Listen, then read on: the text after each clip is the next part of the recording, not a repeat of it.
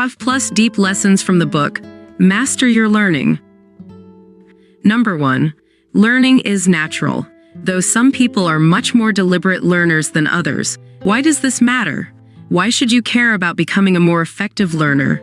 Learning is the ultimate goal-achieving process. Many people fail to realize that learning is much more than remembering the contents of a book or mastering a skill.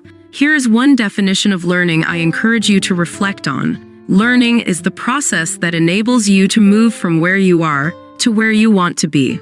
Think about that for a moment. Why aren't you already where you want to be in certain areas of your life? One of the main reasons is that you still have lessons to learn. If you already knew everything and already had all the skills and qualities necessary to reach your goals, you would likely have attained them, right? Number 2. Information has no value in and of itself. It's all about the context that surrounds it. For instance, the information "it will rain today" isn't of much value to us if we plan to stay at home, but for the farmer whose harvest depends on the weather, it's invaluable.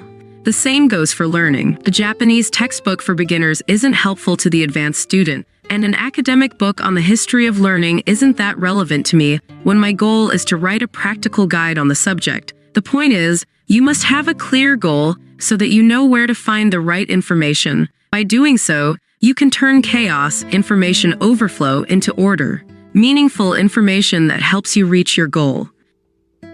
Number 3. Learning is akin to increasing the resolution of your computer screen. At low resolution, you only perceive the main concepts, which is rough and lacks granularity. But as you keep learning, the resolution improves. Now you begin to see more detail.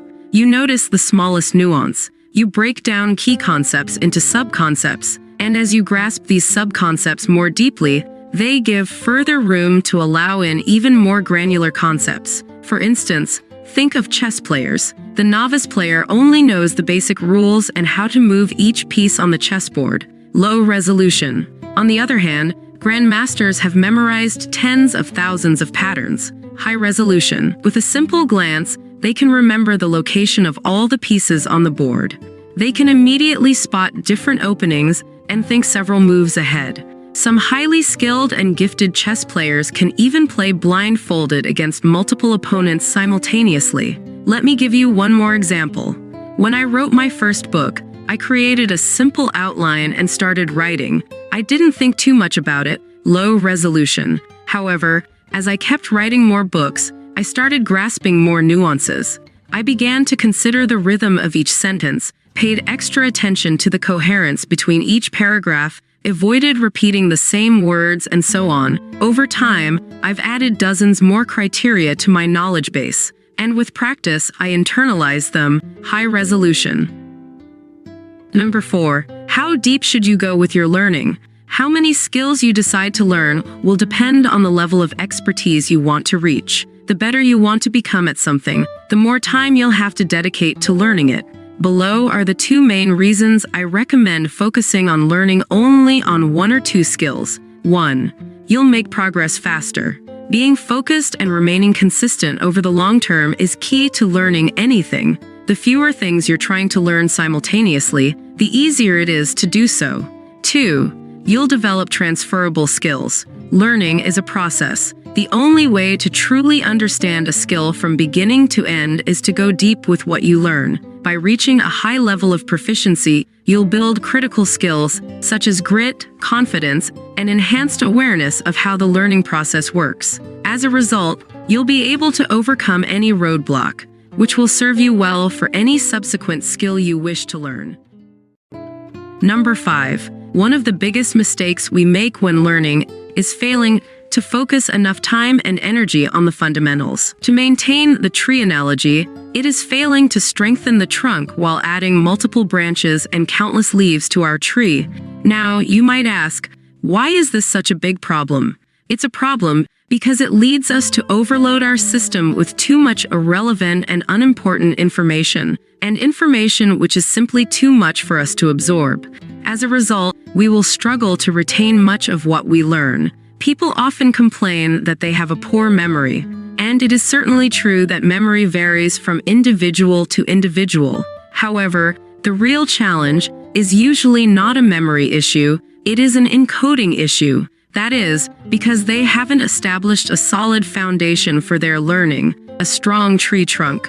They have nothing on which to attach all the new information they're attempting to acquire.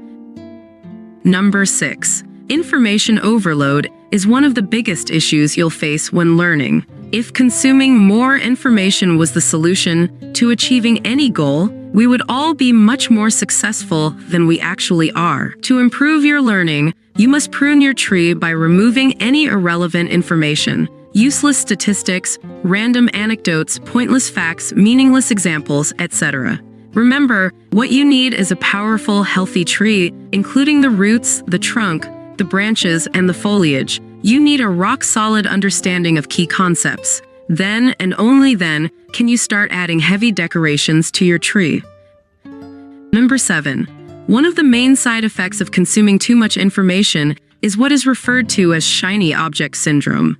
This is when you keep jumping from one book, course, video, or seminar to the next. As soon as you find something that looks more interesting or exciting than the course you're taking, you jump ship. This often leads you to spend years jumping from one thing to the next without achieving anything substantial. People fall prey to shiny object syndrome for specific reasons. Let's go over the main reasons behind this issue.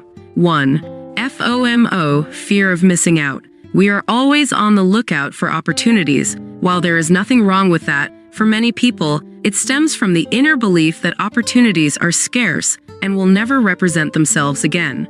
2. Believing in the magic pill.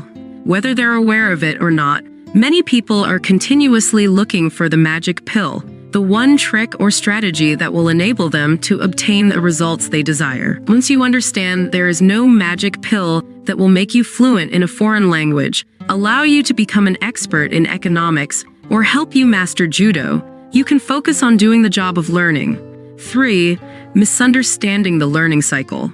When the progress they make doesn't match their expectations, many people start believing something is wrong with them.